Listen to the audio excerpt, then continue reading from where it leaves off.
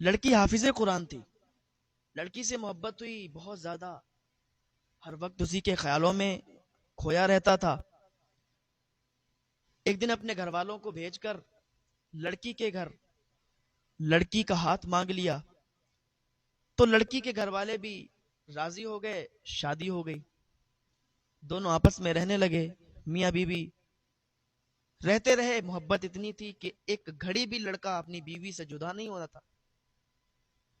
لڑکے کو بیوی سے محبت اتنی تھی کہ ایک لڑکی کو بیوی سے محبت اتنی تھی کہ ایک گھڑی بھی بیوی کو اپنے سے جدا نہیں کرتا تھا.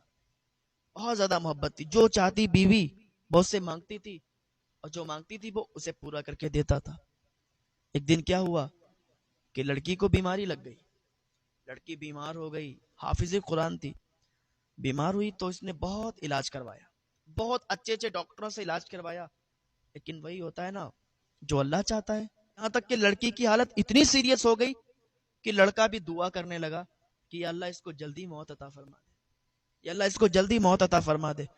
3 دن تک لڑکی منہ کھولے رہی پر ہلکی ہلکی سانسیں تھیں. 3 دن تک اس کی جان نہیں نکلی. لڑکا بڑا پریشان کہ آخرکار اس کی جان کیوں نہیں نکل رہی ہے. یہ تو حافظ قرآن ہے, بڑی نیک تھی, لیکن اس کی جان کیوں نہیں نکل رہی ہے.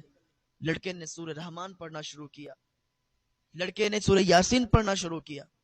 دعائیں کرنا شروع کی, مولا اب تو اسے جلد سے جلد موت عطا فرما دے, جلد سے جلد اس کی روح کو نکال لے.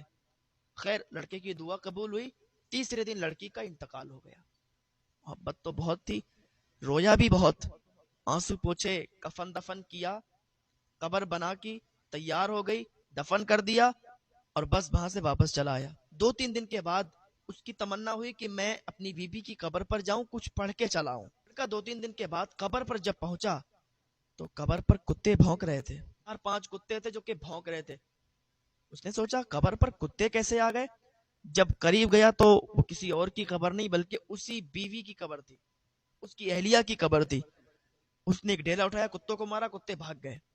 گھر پر آیا, بڑا تعجب تھا, بڑا عجیب لگ رہا تھا کہ یار ایسا کیسے ہو سکتا ہے. قبرستان کے اندر اور بھی قبریں ہیں, ہماری بیوی کی قبر پر, اور پھر حافظ قرآن بیوی, اس کی قبر پر کتے کیوں بھونک رہے تھے.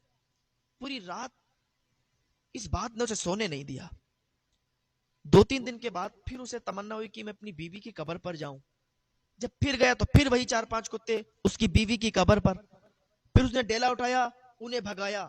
اب تو اس سے اور یہ بات بے چین کر رہی تھی کہ آخر ایسی کیا وجہ ہے یہ کتے اس کی قبر پر آ کے بھونکتے ہیں.